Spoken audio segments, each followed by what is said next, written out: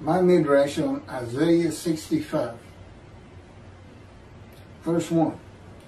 I responded to those who did not ask. I was at hand to those who did not seek me. I said, here I am, to a nation that did not invoke my name. My commentary on this part. I responded to those who did not ask. I was at hand to those who did not seek me. God is saying that even with all of his people gone astray, not following the teaching of God's servant Moses, whom God charged at Orb with laws and rules for all of Israel, that he was still there for them. God espoused the Jewish people, married them, and would never turn from them despite even the entire nation not following his laws and rules. Espouse, again, means to adopt as one's children and marry as one's bride.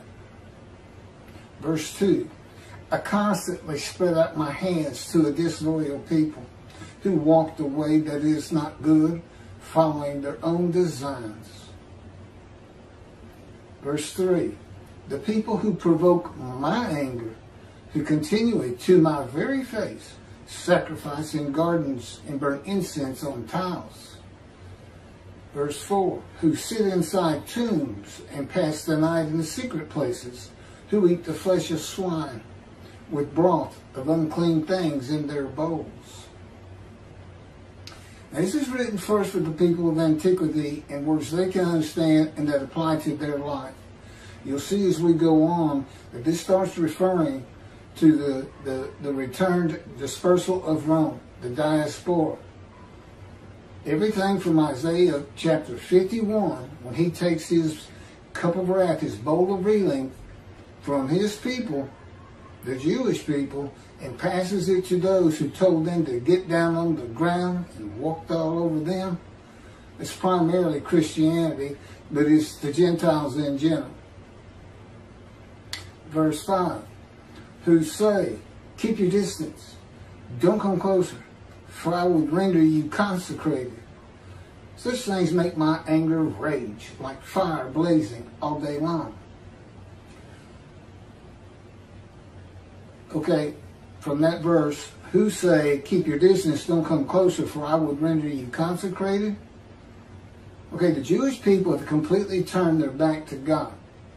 If they would turn back to him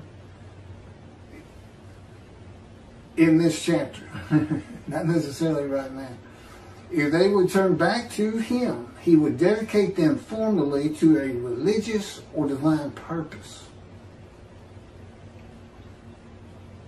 Verse 6, see, this is recorded before me. I will not stand idly by, but will repay, deliver their sins into their bosom. Okay, I will not stand idly by, but will repay, deliver their sins into their bosom. God will punish the Jewish people for turning their back to him and being guilty of disregarding his teachings, laws, and rules.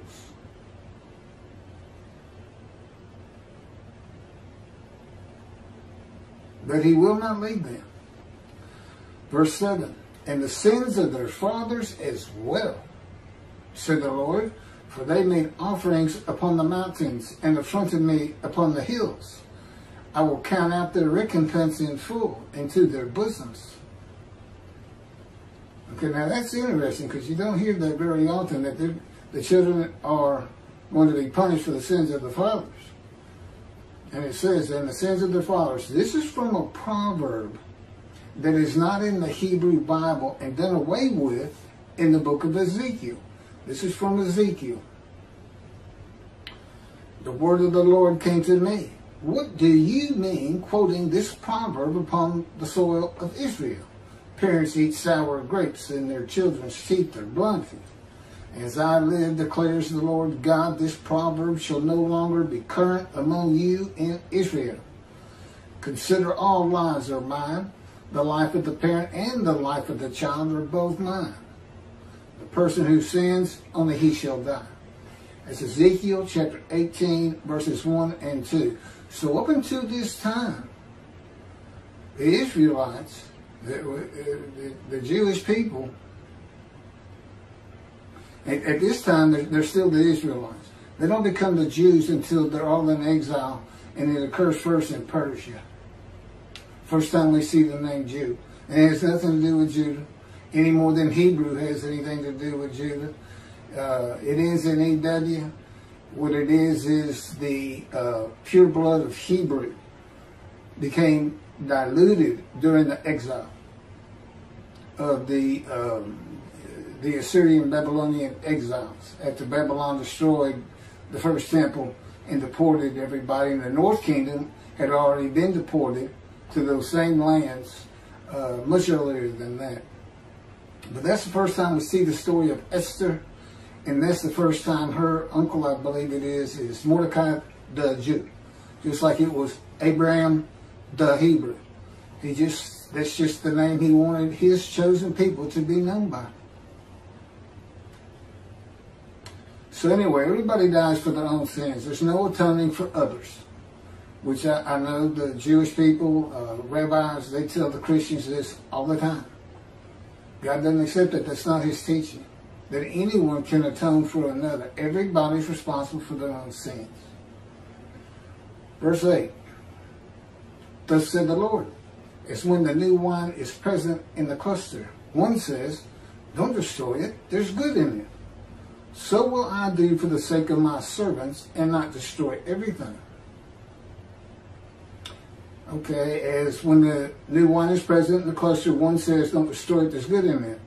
This analogy is between the cluster of grapes and the Jewish people. Grapes that have ripened for wine in the cluster of bad grapes to goodness. And many of the Jewish people among many more who disregard God's teaching, laws, and rules. Applying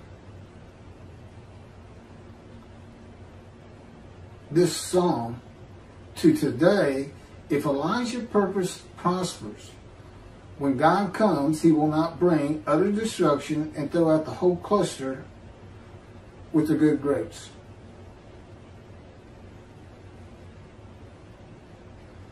Verse 9, I will bring forth offspring from Jacob, from Judah, heirs to my mountains, my chosen ones to take possession. My servants shall dwell thereon. Okay, taking this part. My chosen ones shall take possession, my servants shall dwell thereon. Okay, today, this is the return of the Jewish people to the land of Israel from the Roman dispersal that brings God's return in the day of the Lord in the book of Jeremiah. See, a time is coming. The land blooms again. See, a time is coming. Jerusalem's rebuilt. See, a time is coming. I make a new covenant with you. Where do we find this new covenant? You look at the last page of the prophets, Malachi 3. God says, I'm coming. I'm sending my messenger to clear the way before me, who is Elijah. And the angel of the covenant that you desire is already on the way. There's the covenant. That's the time to come, the day of the Lord. And that day is today.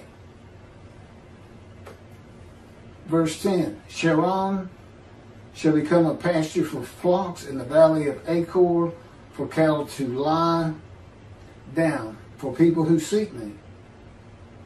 Sharon becomes a pasture for flocks in the valley of Achor, a place for cattle to lay down.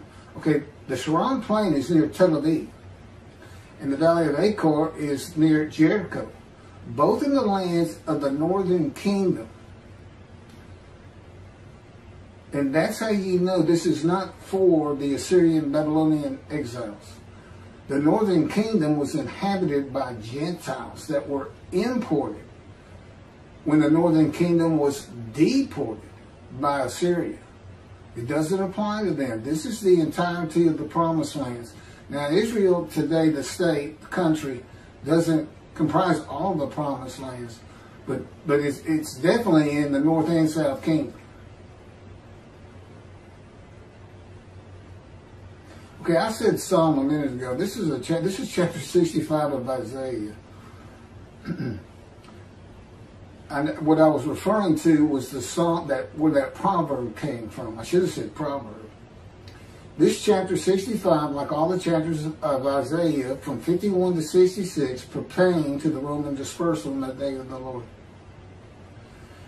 Okay, for my people who seek me, that's the Jewish people who heed and revere the Lord, esteem his name, who desire to be written into the scroll of remembrance for entry to God's spiritual heaven, prepared in the day of the Lord. This is all in Malachi 3. I mean, it's where he discusses that, God does. The Middle Ages and the common era in general is much different than the heaven of the scroll of remembrance, I have been told. No one of this generation will see anyone of biblical times in heaven. And the Lord tells me we would not want to. They were illiterate. Nobody can read. Life was just, can I get through this day with some food and shelter? And no police, no anything. If you had stuff, people took it from you.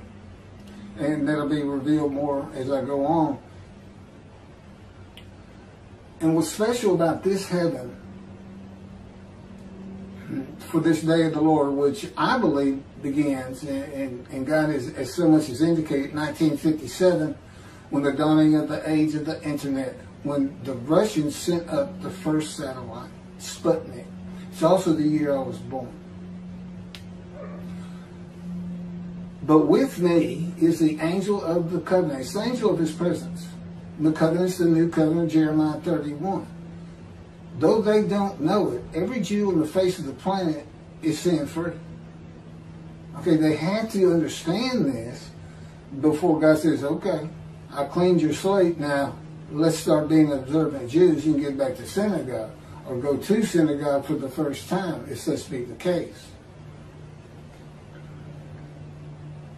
And he did this for the Syrian Babylon exiles when they returned. By writing, Isaiah's writing, he forgave their sins. And what did they do? They became a holy seed, and they built a second temple. Well, we have another temple to build. God's covenant of friendship says, I'm going to place my sanctuary amongst you. That's also in Ezekiel.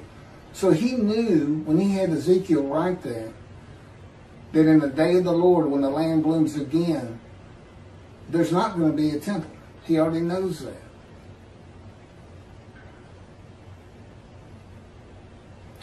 So that means if everybody's forgiven and with the clean slate, that's just a different generation of people. That's why heaven is different for this generation. Though it's just going to be a more beautiful, wonderful heaven, is what it comes down to, than there has ever been before for any other sets of generations. Antiquity had theirs. The Dark Ages had theirs. The Age of Enlightenment, let's just say up to the Holocaust, had theirs. The Holocaust has their own. And then there's this day, which started, as I said, Israel was created in 48. Part of God's covenant is that he would make a planting of renown. In other words, his power, a gift from God is that he has assisted Israel in making the land bloom again for his return. It's very simple. He just says, when y'all come back, I'm going to come back too. That's all that's about.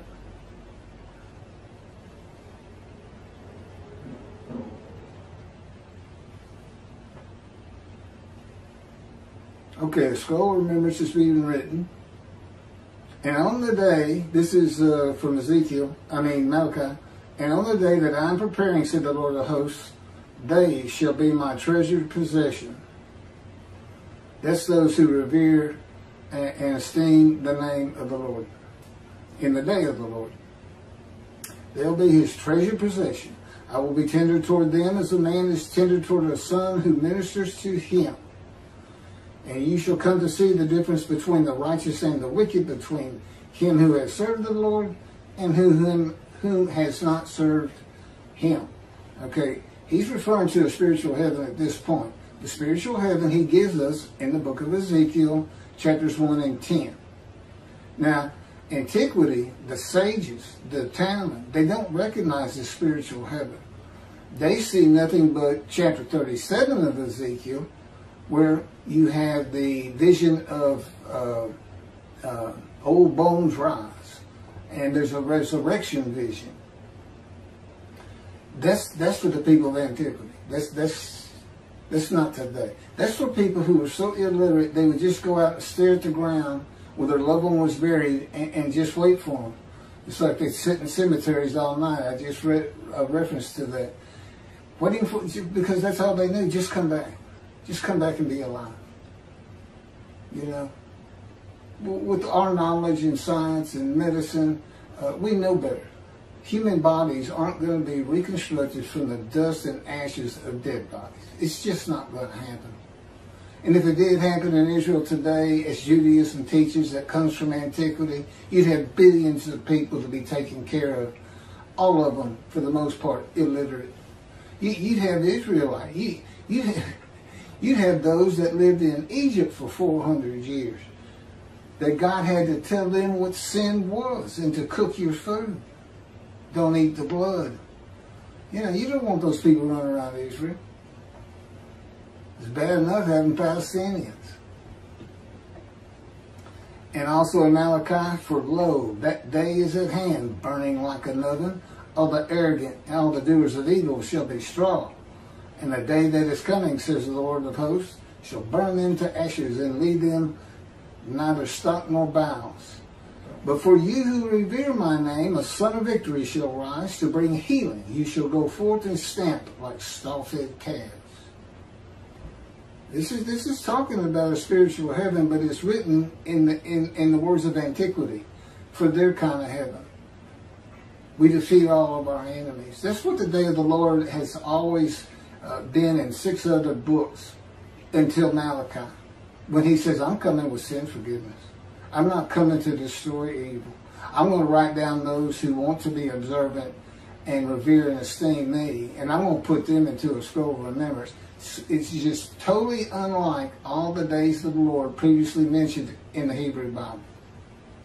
It's his final word on it. And again, it all comes back to, you know, the Talmud is wonderful. God thinks it's wonderful. But it's not where your teaching should come from. Your teaching should come from the Scripture.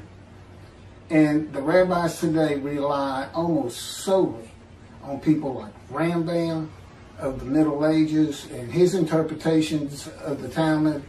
And, you know, they pray for a resurrection of the dead, or that they have a belief in it. You know, things that just aren't meant for this day of enlightenment, reasoning, knowledge, information, science, medicine.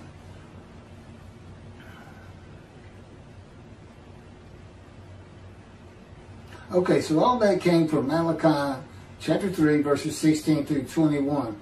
Picking back up with chapter 65, verse 11. But as for you who forsake the Lord, who ignore my holy mountain, who set a table for luck and fill a mixing bowl for destiny,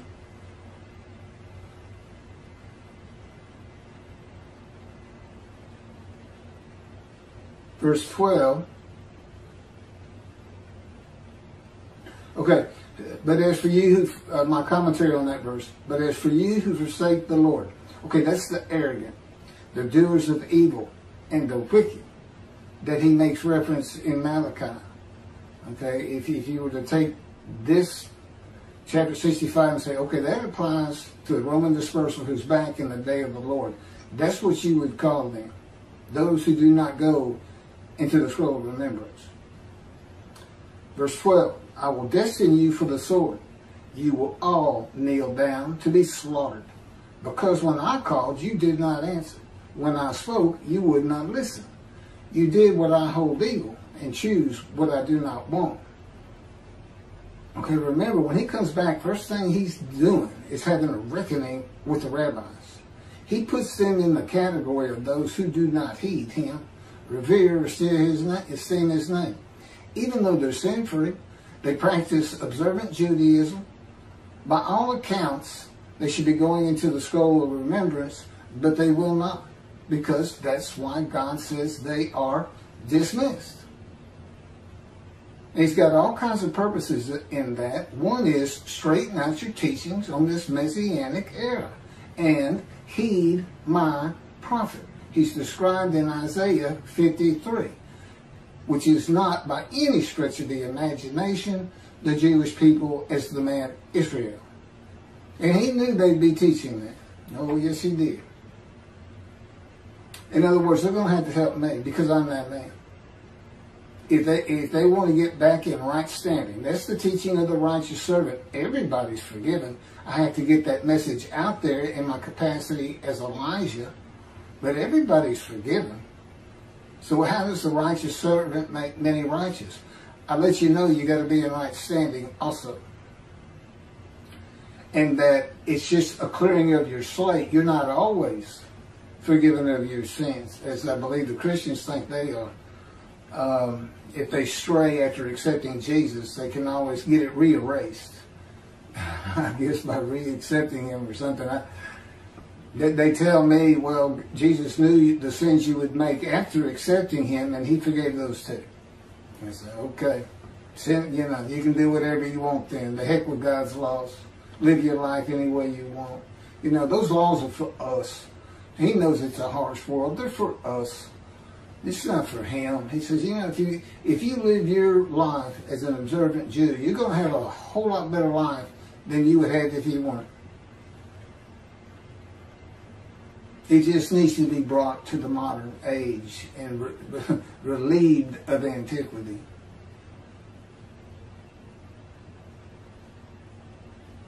And again, you will all kneel down and be slaughtered. The day of the Lord, burning like an oven, shall burn into ashes. Okay, death in this context means you will not have eternal life. He's not going to, you know, we're not talking about the good people going to kill all the bad people in the day of the Lord.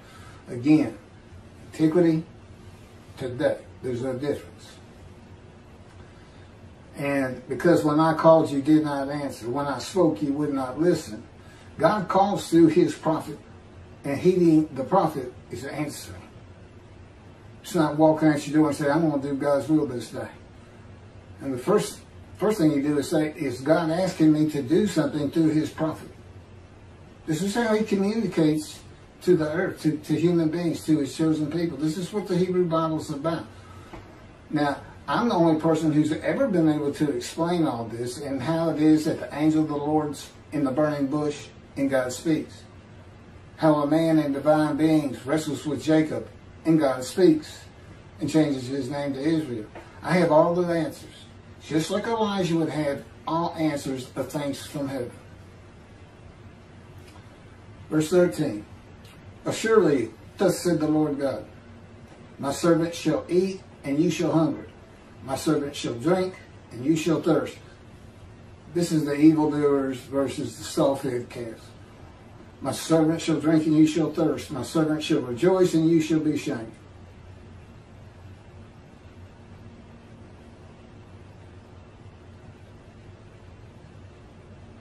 Verse 14.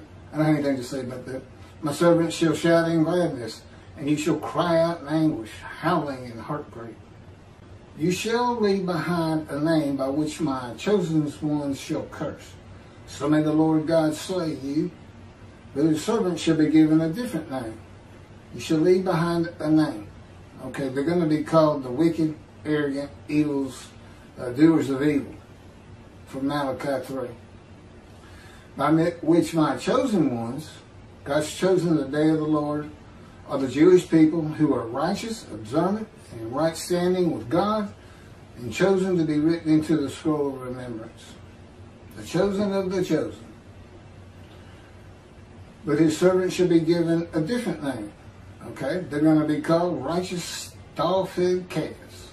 According to Malachi 3. Verse 16. For whosoever blesses himself in the land shall bless himself by the true God, and whoever swears in the land shall swear by the true God. The former troubles shall be forgotten, shall be hidden from my eyes. That's the important part, that last sentence. The former troubles shall be forgotten, shall be hidden from my eyes. The new covenant is delivered and announced in the day of the Lord. where the sins and iniquities of the Jewish people are forgiven and remembered no more. Which, in other words, the former trouble shall be forgotten. Your sins are, remember them no more, hidden from my eyes. Verse 17, for behold, I am creating a new heaven and a new earth. Again, scroll of remembrance, heaven, written in terms of antiquity and their belief in resurrection of the dead, very little belief in spiritual heaven. It's not taught in Judaism. And in those days, generally, everything bad that happened to you was thought to be because God was angry. The belief that you would rise to heaven and live with God just wasn't prevalent. For behold, I'm creating a new heaven and a new earth. That will be when this earth ceases. He'll have a new heaven. The former things shall not be remembered. They shall never come to mind. For behold, I'm creating a new heaven and a new earth. Okay, the ultimate purpose of God, ultimate purpose, not all purposes. He tells us here in Isaiah 65, with creation is to bring into existence a new spiritual heaven. How? It's by the addition of a new host of angels. The angels of Israel, the Jewish people. And begin the whole thing all over again with the new earth. Which, by the way, is your television in heaven. You get to watch the new earth being formed. And not only that, because he showed me in vision, the very room I'd be in, the very bay window I'd look out at and watch this world be created. And then he creates man. You get to see that. And then he chooses another chosen people. He's going to do the same thing. He said, it's perfect when I did it, and I'm going to do it again. They'll have different names. They don't necessarily be called Jews. They could be. But it'll be a chosen people. And so the Jewish people get to sit back and relax and say, let's see how this thing really unfolded. I think that's pretty neat. And there's meeting places. Again, I am also Elijah. And as a prophet like Moses, God dictated everything I'm saying to you. God dictated to me in the book, The Life of God's Righteous Servant. He also dictated a book to me as he dictated the Torah to Moses. Isaiah 53 and the Day of the Lord. That's where all my videos come from, is these two books. Plus he teaches me on the fly, so to speak. I'm always learning new things. Judgment Day for entry to heaven is when the earth no longer exists as we know it. And again, the description for a spiritual heaven is found in Ezekiel 1 and 10. And I learned about this in vision too. Basically the eyes that are in the wheelworks and the eyes that are on the creatures, the angels, the cherubims, it is said in chapter 10, and lifted to the house of God. God stands above them, and there's a reference to a throne. Okay, the eyes are people. Two eyes to a person. That's what that is. He took me out into the galaxy, and I realized I was in vision in spirit. It was the first time I was in spirit and not in body. And when I went to my room in heaven, I was in body. And but you know, there was nothing there, and I felt like a pair of eyes just staring at the glorious galaxies. It was an incredible vision he gave me. And he didn't give me any warning before he took me to it. We were just talking. We were outside at a park. I had just run 3 miles. And off up in the galaxy. And that night he said, read Ezekiel chapters 1 and 10. And the minute I saw eyes, I knew exactly what that was. That's spiritual heaven. God made humanity for his purposes. Humans are very flawed, and life on earth can be very harsh and painful. But to God, creation is perfect. The world and mankind are perfectly what he wanted for his purpose of creating a new heaven. A heaven filled with the spirits of the persons of the Jewish people who had self-will and their personalities formed through adversity, strife, oppression, and suffering, and following his teachings and laws and rules. That's his perfect world. That's not what Judaism teaches. They think the world's evolving to a point where the world's going to recognize that the Jews been right about God all along. The entire world's going to speak Hebrew, which is based on a misinterpretation of Scripture by Rambam, and exalt the Jew and hold them up high. Not happening. It's not going to happen. This evolution Tovia Singer talks about, where humanity is heading towards that for this Messianic era. Well, it's been heading that way for 3,000 years. The descendant of David is here, and anti-Semitism's up. And the world's not speaking Hebrew. The peoples of the pure speech, Rambam quotes, is not the peoples of the world. It's his peoples, the Jewish people in Israel. And guess what? They speak Hebrew. It's a prophecy fulfilled. God wants the last generation of the Jewish people on earth to also have their personalities formed through adversity, strife, oppression, suffering that comes from living on the earth as his people. Again, ultimate purpose of God, a new heaven. Why is it new? The addition of a host of angels, a new host. The angels, Israel, the Jewish people. Because he says, I'm making a heaven where the name Israel shall endure. There's no heaven for the Gentiles. If they want to see heaven, they have to convert to Judaism and become Jews. That's all they got. Again, it's an option. In the Messianic era, this will never happen. All adversity and strife is gone. God doesn't want that. That's not his perfect world. And he says the perfect world Tovia talks about is not perfect. It won't work with human beings. Period. You got to have competition. You got to have people saying, I'm gonna outdo that person. I'm gonna be better. I'm mad. I'm angry. See, in the world that they're talking about, nobody gets angry. I don't know who does the work. You know, it never works. Reading a science fiction book, you'll figure it out. You cannot have utopia. Human beings are created for utopia. The former things, he says, shall not be remembered. They shall never come to mind. Now think about that. What does he mean? In heaven, I won't remember my life on earth? That's correct. You're a new creature. You're you. You're the you know, the person within that body that you're in. That's you. And you say, well, how will I know all about Jews and Judaism and Talmud and everything anything and everything that's Jewish that this new heaven's about? You just do. And he's proven it to me. The thing is, he provides the information of your mind that your spirit, your person reads. You know, your spirit reads your mind.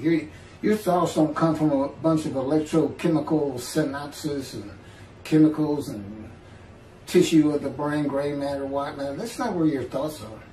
No, it's from that God-given spirit that's in your human body that knows how to read the information in that brain that comes in from your eyes and your ears and your remembrance. And in heaven, you don't have a brain. You don't have a mind. It goes to the dust. He provides it. And I know these things because he does it with me.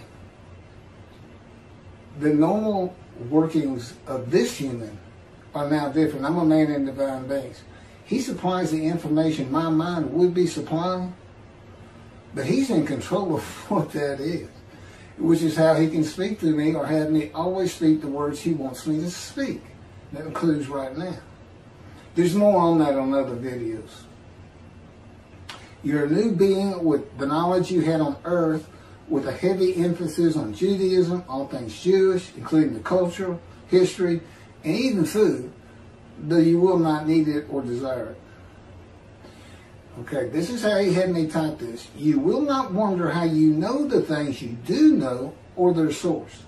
God is the information of your mind, and that information will not include anything of the earth. He will not have you wonder about the source of your knowledge, and you cannot without him. And you will know your loved ones without even thinking about why or when you first began to love them. He won't let those kind of thoughts come to you. You just know you love them. It's incredible what he's doing with me. It's just incredible. A man in divine beings. It's just me, God, and the angel of his presence, the Holy Spirit. That's the same thing. Angel of his presence, Holy Spirit, same thing. It's an angel, and that angel's body is the Spirit of God. It's not a human form with wings. Judaism doesn't recognize the Holy Spirit of God to be a person, which is an absurdity. Because, you know, I mean, there's so much scripture that says the exact opposite. The Spirit of the Holy God went to Ezekiel and said, speak. He's talking to speak. He's talking. That's the person. He gets grieved. He gets angry if the Jewish people don't obey God. He gets angry. He gets grieved by it. God says, don't grieve him. He won't forgive you. You know, this isn't your regular angel. But anyway, and God says, for I shall create Jerusalem as a joy. He calls it Jerusalem for antiquity because they believed on this heaven on earth. That, you know, that's what they believed in. Okay, now spiritual heaven, as Judaism still teaches today. So he calls heaven, it can be used two ways. Today we look at that and say, oh, he means Jerusalem's heaven, spiritual heaven. And her people's a delight.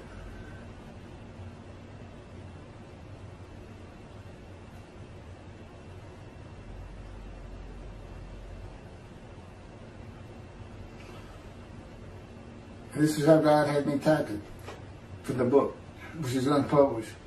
The beliefs, knowledge, and reasoning of the people of antiquity, including the sages and rabbis of the Talmud and Rambam and Rashi, and into the Middle Ages, were taken into consideration by God when he wrote this, had it written.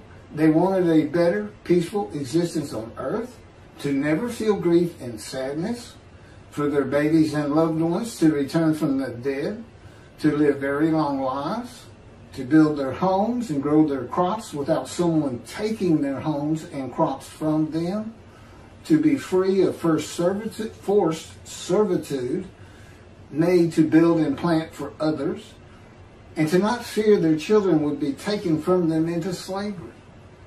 All these things show up in the final verses of chapter 25.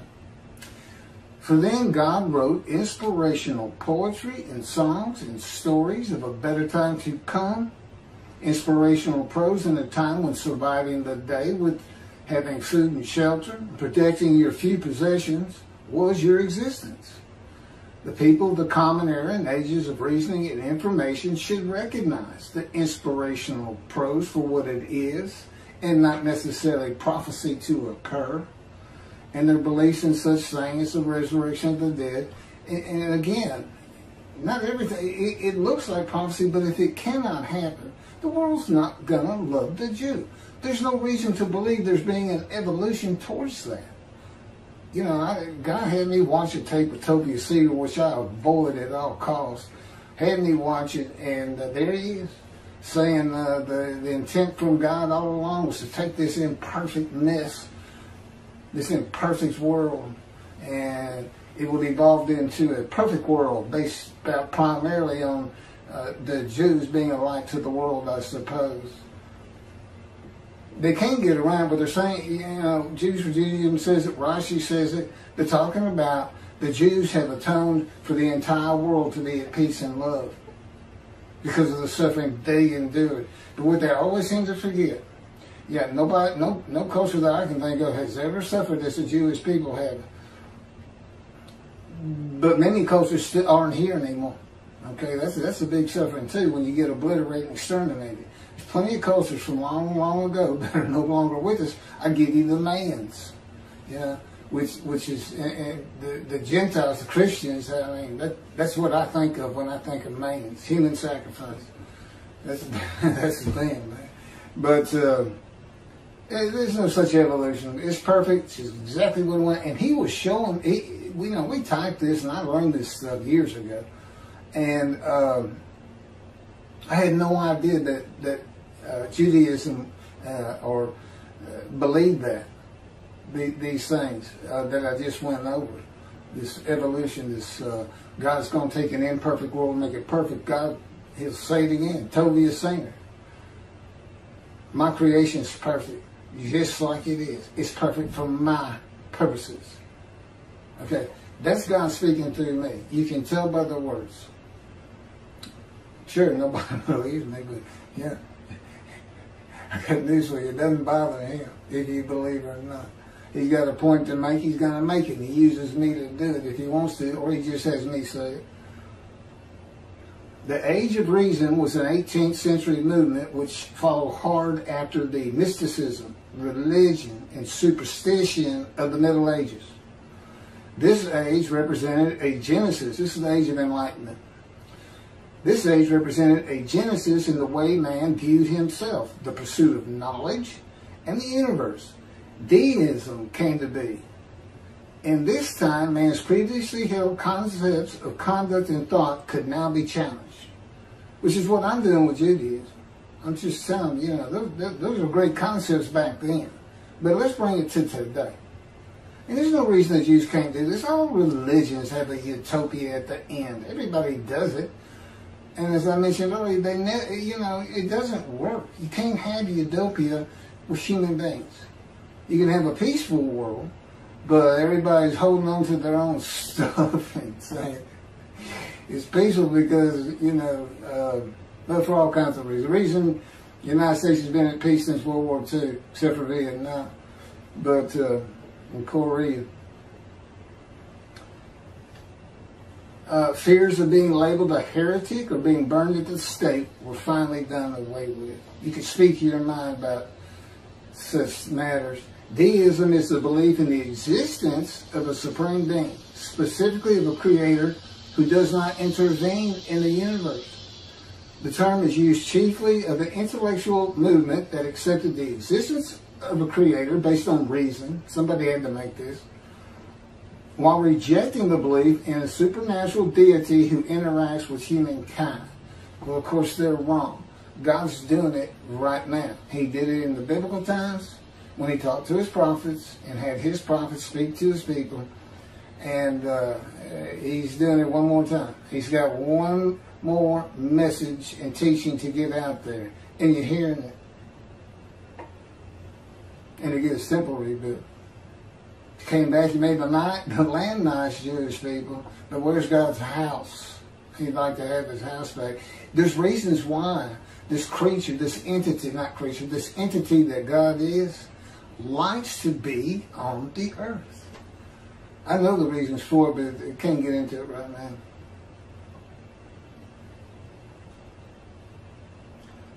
God has never changed the Jewish people to never sin and make them heed, esteem, and revere him in his power. How's he going to make the rest of the world? Why would he make the rest of the world do that? Because that's what it's going to take. Rambam says Moshiach shall have perform no miracles, wonders, and this and that. Well, how's he going to get any of this done? How's he going to get the world to speak Hebrew?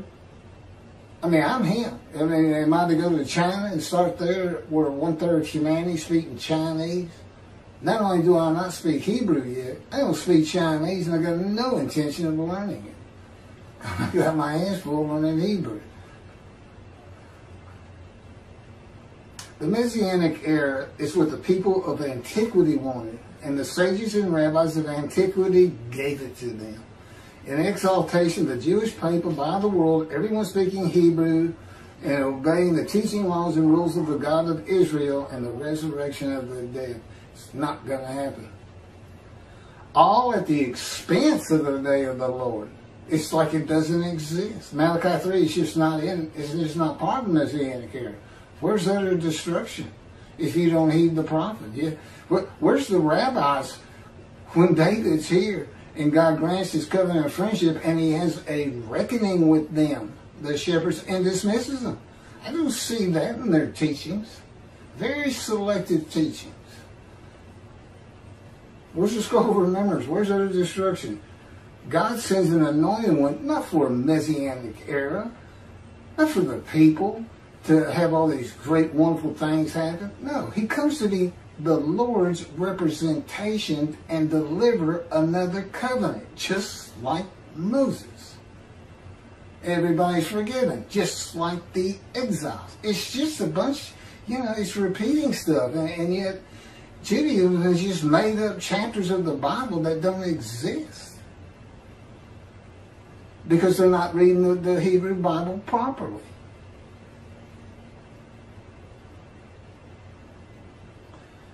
And, you know, it's to be God's representation, to write his words, to speak his words, to explain the things that will happen and those that will not. And again, I've done so in these 2 books. This symbolism of a physical earth on earth continues in the remaining verses 19 through 25, where there is no grief or sadness, 19. Infant mortality ended and people have long lives, 20. You could build your house and grow your crops and no one took them from you, enjoying both with long natural lives. It's verses 21 and 22. No one would take your children into slavery. It's verse 23. God would answer your prayers, verse 24. And you could live peacefully without violence in your life, 25. The spiritual heaven, Ezekiel 1 and 10, was not seen by the sages and rabbis of antiquity and the Dark Ages, which I've already gone over.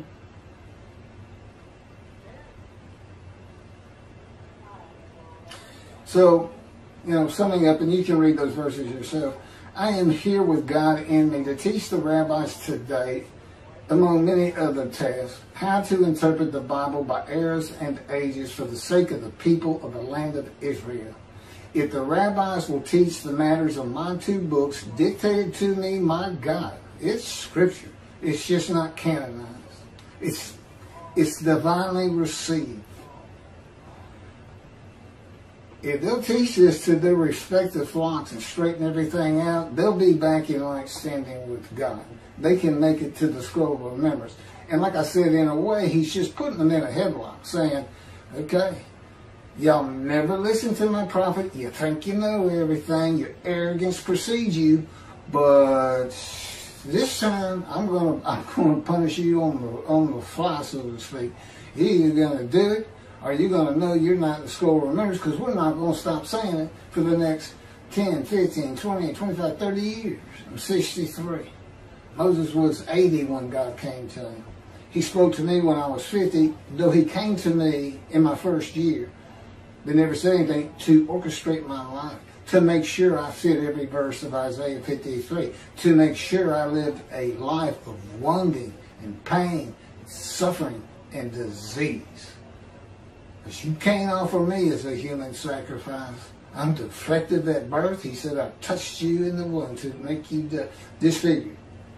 You can't offer a disfigured lamb or one blemished with disease. That's what it's all about, man. It all comes back to his wrath on Christianity. If you ever wanted a super duper anti-missionary person in Judaism, well, you're looking at him. Because God is, in his spirit, or within me, running everything from my mind, my thoughts, based on who I am. I mean, they're Keith. They make me a better person. I'm still the same Keith, still feel like the same Keith, but I can see the incredible improvements that they orchestrate by providing the information of my mind, and they control my body. I don't wave my hands around when I talk. Keith does, and I'm a lawyer. I learned a long time ago from my mentor, don't use your hands. Put them down, because that'll make you think harder on the words coming from your mouth. Don't try to be expressive. You want to be expressive? Do it with words. So, that's God's saying, thanks me. Or the Holy Spirit. It's an incredible time. This is what the Messianic era is. It's the times of the Anointed One in the awesome, fearful day of the Lord. That's what's taught in the Hebrew Bible.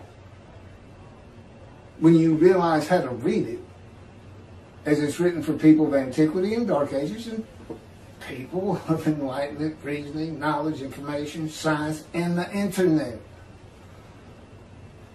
I am the Anointed One, and the false teachings of the Messianic era, world to come, are a great impediment to me in the building of the third temple that prevents utter destruction to Israel and its people. If I'm not heeded, God says when I come, I'm going to bring utter destruction. What he means is you're going to be utterly destroyed by, he used to say raise up armies. Okay? He's just saying it's out there. My creation is going to get you. If this doesn't happen and we don't get that temple built, and it scares the Middle East from ever attacking you, period. He says in Jeremiah, when Jerusalem's rebuilt. He says, you'll never be defeated and dispersed again. But that's contingent on Malachi 3. It's very important. And God wrote in, he'll be shunned and despised, accounted plagued and afflicted by God. Okay, that's written in there. Guess what I'm getting from my videos and from my saying these things that you hear, and this really is a summary of just about the whole book. Shunned and despised. Yeah. It's been looked at by over 800,000 people, and I'm not even receiving a comment. So that tells you something. But I don't have to worry about it, because this is God's day. This is his redemption of the Jewish people. Somehow, some way, and I'm supposed to end up with a portion and a spoil and a bow to be honored. And he took me into poverty. Isaiah 53, he's taken from the land of the living. That's the side, because I'm given long life. I was told I was given a death sentence 20 years ago from cancer. Stage 4 lung cancer. Untreatable. Prepared to die. It was 20 years ago. And I never even showed the symptoms. God said, I took the cancer, I gave it to you, and I took it away after you heard that you had it.